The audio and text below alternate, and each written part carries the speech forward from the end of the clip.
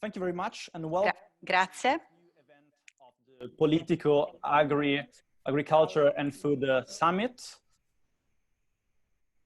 Ho il piacere di avere con noi la Ministra dell'Agricoltura italiana, Teresa I have Bellanova. the pleasure to have with me the Minister of Agriculture, Teresa Bellanova. Thank you, Minister, for having accepted our invitation. The theme of today's interview is the ecological transition, but not of any ecological transition, but especially with COVID pandemic at the background, which has changed lifestyles and also some objectives of the common agricultural policy. So the role of agricultural policies in the recovery after the pandemic, and I would like to start from Italy. Italy, as many other European countries, has already started identifying some guidelines of its own relaunch plan, which is the National Recovery Plan, and there is a chapter devoted to agriculture. So you said that it's necessary to have an agricultural heart in this recovery plan. Can you please give us some details why this is so important? It is necessary because we have a great opportunity coming from the resources, from the changes in the approach of the European Union. These resources that are made available to the states must be used to reconstruct a strategy to define what we have to do in the next few decades. Of course, we have to respond to an emergency without wasting resources. We know we have strengths in the food and agricultural system. This is a strength in the EU. The European Union was actually born on the basis of the Common Agricultural Policy, and it was designed to provide food to 500 million inhabitants, so quality food to ensure self-sufficiency.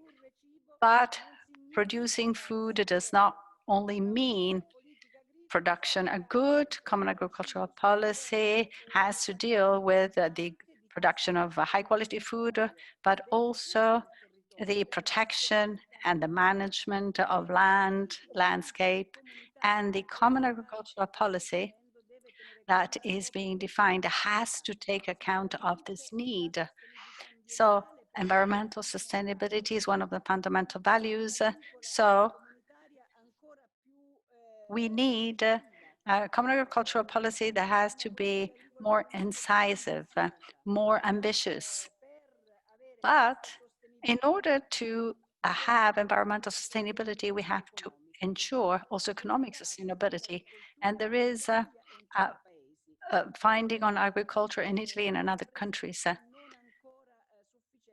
And we don't have enough people from the new generations. If we want to give a future to this sector, as it is necessary to do, we need to attract a lot of innovation, but a fundamental innovation is to have young men and women.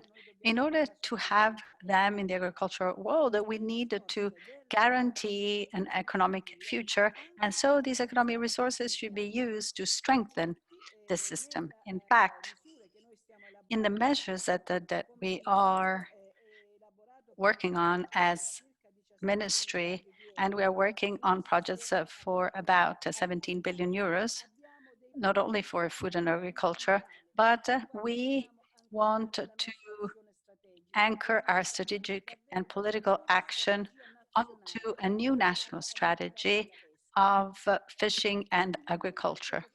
The first point is that we need to modernize the system, especially the production systems and of logistic networks, because there are some points in which there are bottlenecks. One is modernization of production systems. So we need to bring innovation, technological innovation. We need mechanization, adequate mechanization. We need precision agriculture because, of course, we need to produce a higher quality food with less stress and fatigue for workers, but also to have better environmental sustainability. So we need to modernize production systems, and we have to strengthen logistic networks, and we have to enhance biodiversity to avoid, for example, hydrogeological problems. For example, biodiversity in a country such as Italy, with 500 vines, is just not a number, it is wealth, it is beauty of the land.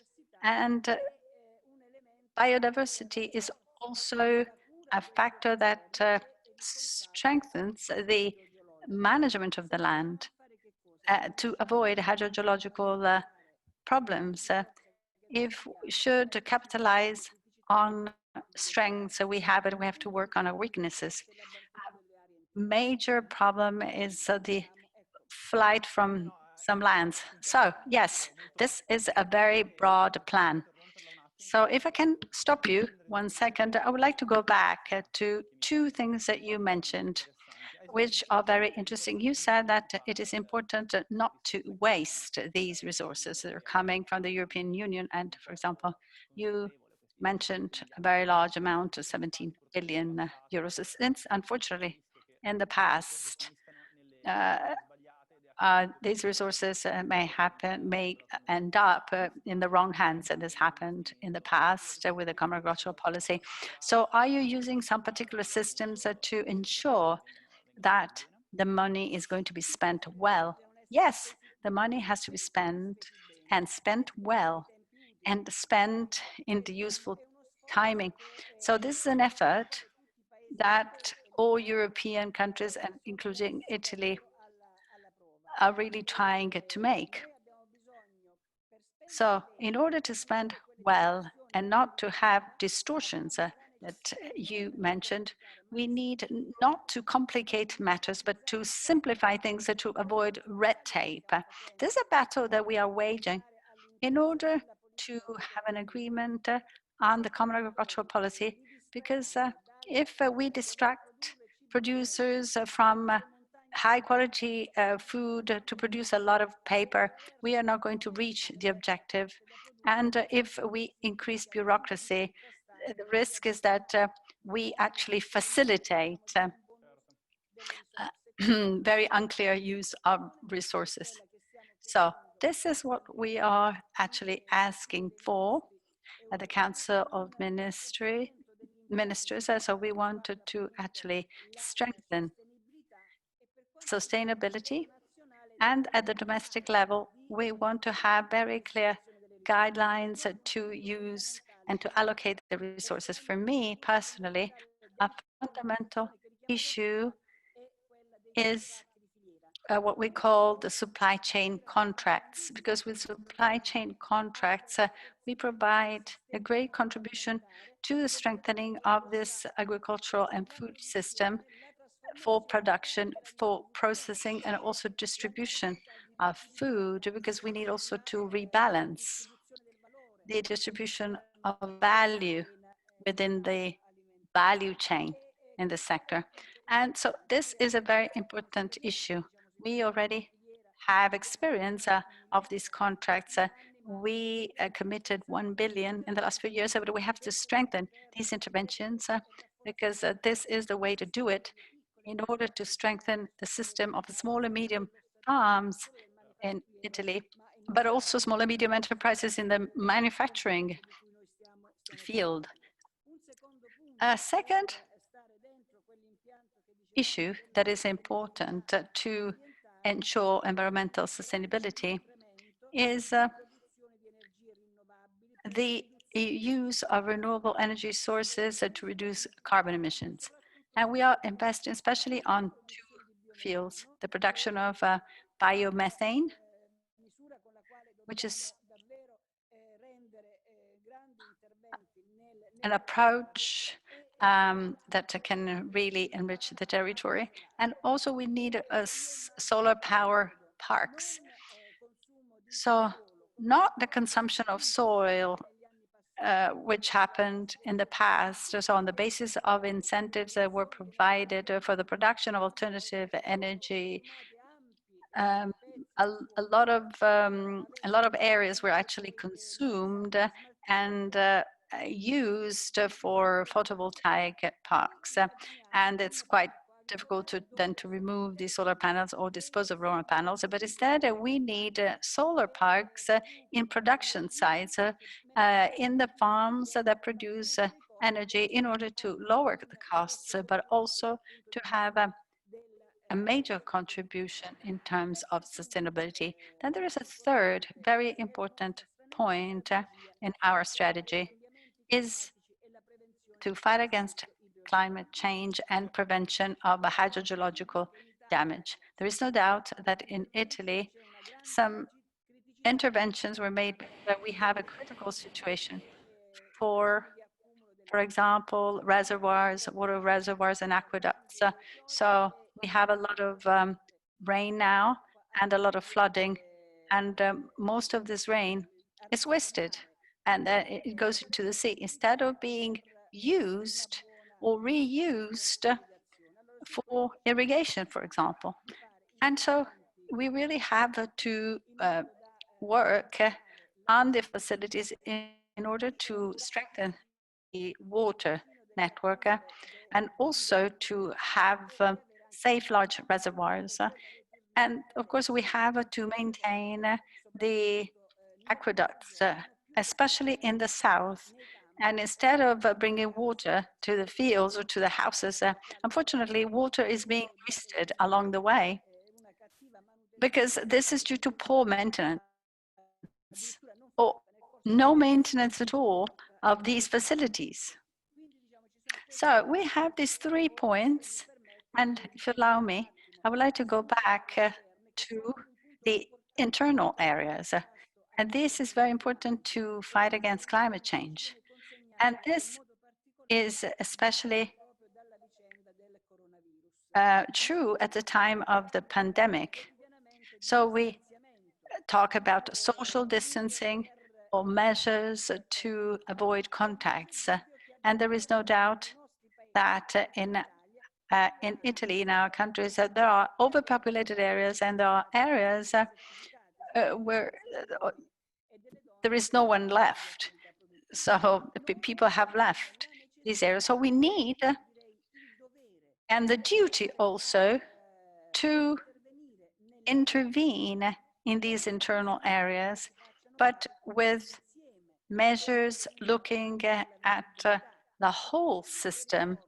So how people can live well in those areas. So the resources from the Recovery Fund should be used to bring health, training, services to people in the internal areas. Because if our people would like to settle in these abandoned areas, they should have the same living conditions as their, fellow citizens in other areas of the country. Absolutely. So you realize that agricultural policy is difficult to be identified as something separate, but it has connections to many other sectors. You also talked about the ongoing discussion on the future common agricultural policy, and there's a meeting of the council. It seems that there is a compromise around the corner.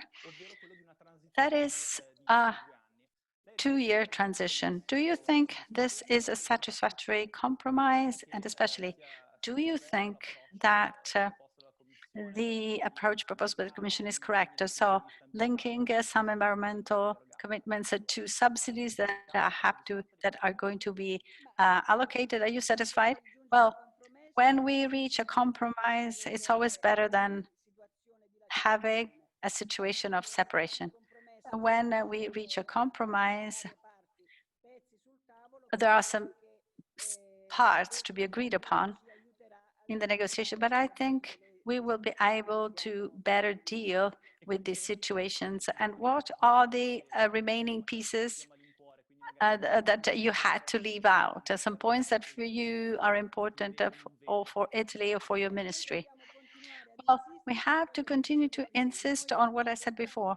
So we have to have clear in mind that environmental sustainability that, for example, has been actually ensured by Italy in the agricultural sector, because Italian agriculture is one of the most sustainable agricultures in the world, but we have to do more. And in order to do that, we need to have more resources on the Green Deal, because farms should be able to have environmental sustainability and economic sustainability. So if there is no economic sustainability, we will never have environmental sustainability. So because people fly from the land. So I hope these 2 years can be used to strengthen the system, because we all really need to have larger investments in this area and to go on producing, because Europe has this task of producing good food without having food waste.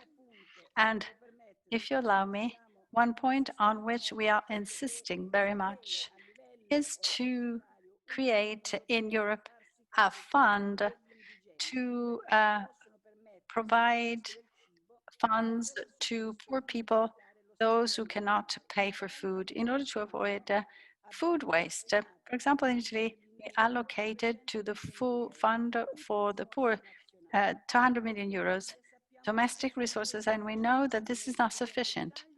It is not sufficient in Italy, and these are problems that we see in other countries. So we want to see the institutions make an effort to create this fund to provide an answer to people who cannot afford to buy food, but also to give a response to producers who made a great effort to produce high quality food, and due to the lockdown, due to the slump in the trade with third countries, they are having difficulties, and this may lead to food waste. So this should be included in the discussion. And I, I really hope that we're going to have a positive agreement on this. This is a very interesting point, the social spin-offs of agricultural policies, especially for the most um, vulnerable people. But perhaps we should go back trying to draw some lessons from the lockdown and the pandemic, especially in the way in which Italians have consumed. In this period, I would like to explain myself better. For example, food patriotism. In many European countries, we actually had appeals by ministers to buy, food produced in their own countries. And the question I would like to ask you is it not a risk that we are going to undermine the wealth coming from the trade among member states on the single market? Is there not a risk of having a boomerang effect? Uh, um, for example, is it not risky to make appeals to consume domestic products?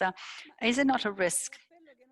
Well, the appeal that we launched is not to change food habits. Personally, before having the lockdown here at the ministry, I called different associations, and especially young people from hospitality and agriculture training schools, and I show them all the different products from agriculture, from fishing, and I made an appeal not to change food habits, so to go on consuming fresh food. And I believe this is not nationalism. This is a way to maintain a very good attention to what we consume in the communities and to the quality of the food we consume. So the battle we have to wage is not to retrench ourselves into our national boundary, but we really have to enhance our productions allowing consumers to understand what they are consuming. So, for example, information is essential. And this is something I would like to discuss because unfortunately we don't have too much time. For example, food information is very important. It's an issue that is very sensitive in Europe, especially the labeling issue, which is a very broad field, but I would like to start talking about this from a concrete point. So, for example, nutritional labels and the clash, maybe the word clash is too strong, but the confrontation among different countries who want to have, for example, the street light approach in order to warn consumers, also against some Italian products, and the system that you produce with volunteer principles. For example, the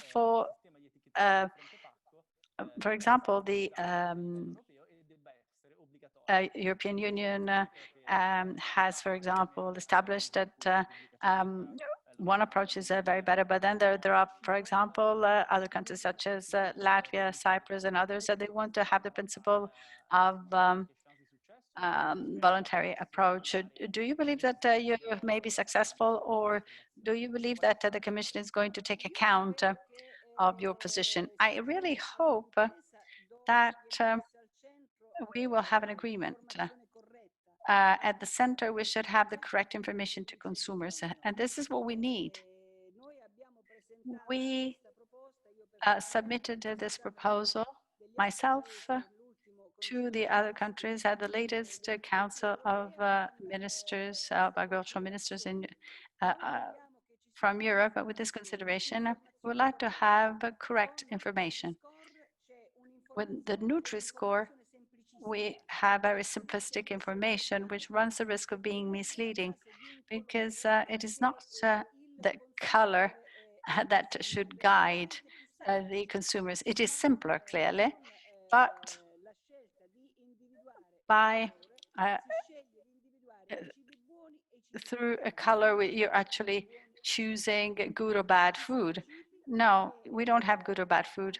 For example, there is food that is good for health if it is eaten in the right proportions. There are lifestyles on which we have to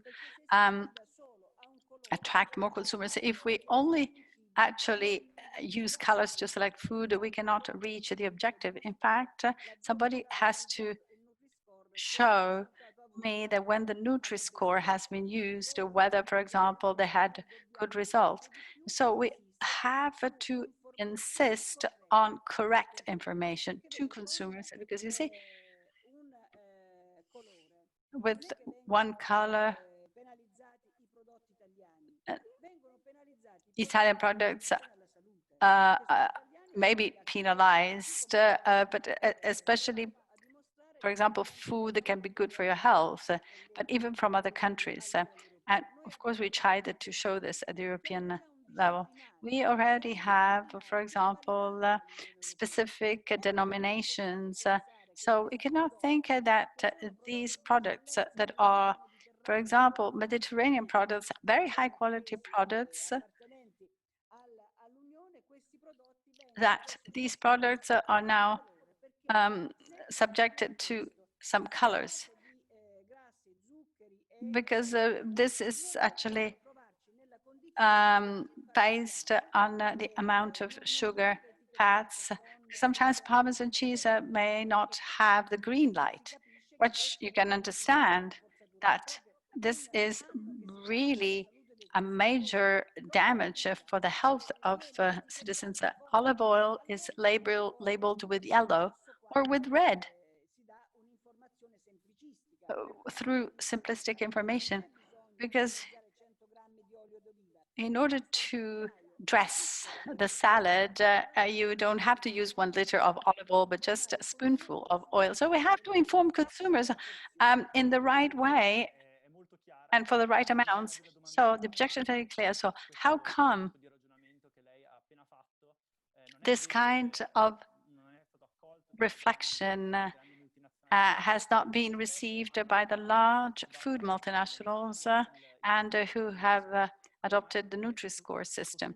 So is it possible to describe the situation as a separation between a large food products that have an interest and advantage from the system and all the others? Yes, there is also a clash of interests.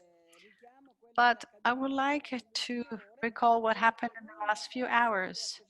That not only Italian associations, but a campaign has been launched to support a Nutri-Score, and they wanted to have 1 million signatures, but they didn't manage. And then now another campaign has been launched for Nutriform in order to have the information about the right portions, and we are above 1 million signatures. So all the agricultural associations, most agricultural associations from Europe drafted a document, and they also intervened during the formal meeting to say that they do not like the Nutri-Score too much. And then there is a part of the distributors in Europe who believe that they will go on with Nutri-Score. Uh, but of course, they call this system voluntary mechanism. But so we raised this issue with the Commission. So in the next few weeks, I will continue to have a contact with the individual ministers and also with the commissioner, health commissioner, because I believe that there is also a problem that we have to deal with balance and with scientific evidence. It is not possible to represent only some interests. So we need a scientific community that has to say whether that choice is good for good food education and to counteract the problem of obesity, especially child obesity in Europe. So it is the scientific community that has to support us in the choices we have to make, certainly. So you were talking about your dialogue with other ministers. So you have created a front of 6 countries. Are there other ministers whom you're going to meet in the next few years who may be sensitive to your arguments? Yes, I will meet the other ministers on a bilateral basis. There are ministers I met who did not sign the paper, but who expressed their views with the Commission. But there are other countries who took the floor to say, let's talk about it. So we cannot make a decision yet. We have to reflect and we have to evaluate the different positions of the scientific community, because there are countries who have decided to go on with Nutri-Score and others who have not. For example, together with the countries that signed this document, and I had meetings with the minister from Spain, from Slovenia, and from other countries, and we will go on with our conversations. But after the initiative we launched with these countries, and on the basis of document we submitted, we see that there is a positive attitude, but no decision has been made yet. So apart from the fact that the system of labeling should be different, and the principle, the mandatory principle, is it fundamental? So do you believe that labeling should be voluntary, or whether the compulsory system is taking account of what you said? Well, the fundamental point for us is, for example, the compulsory labeling about the origin of the products. So we are already experimenting the system with the consent of Europe. We did that for pasta, for rice and tomatoes, going beyond some resistance at the domestic level. But after first phase of experimentation, these reluctant subjects asked us to actually go on with the system, and we signed the decrees. For example, in the last few weeks, I signed a decree for the compulsory origin labeling for processed meats, so the consumers know where the animals have been bred, have been raised and slaughtered and processed. So we don't want to go back, not even a step backward. So we wanted to have a European compulsory origin labeling, and then consumers will have to make their choices. But consumers should be informed about what they're buying and what they're consuming. Certainly. Our time is up, and I would like just to ask you a final question on a measure that was adopted during the crisis. So the fact of regularizing many irregular workers, many of whom were migrants, as you've been attacked for this measure, especially by right-wing parties. A very quick question is, was it a good choice? And what can you answer to those who accuse you of having regularized many of these workers? 207,000 people are no longer invisible. They had no documents before, they had no papers, so they could not show who they were.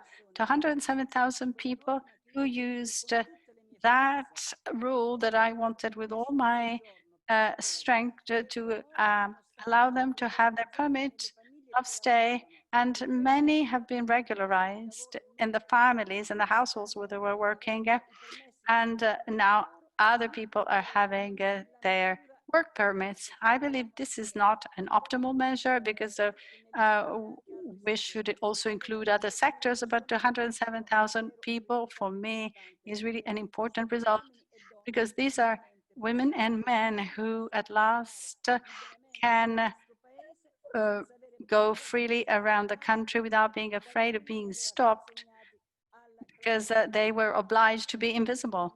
Now we actually have to go back being human. You can flee from hunger and wars, and most of these people are suffering, and Europe should not be closed with respect to these problems. Minister, thank you very much. This was a very broad conversation. So we've seen the different challenges that are coming from the allocation of the resources from the Recovery Fund. We talked about the issue of nutritional labeling and also workers in the agricultural field. So thank you very much. And I would like to say to our followers that they can listen again to this interview on our website. Thank you.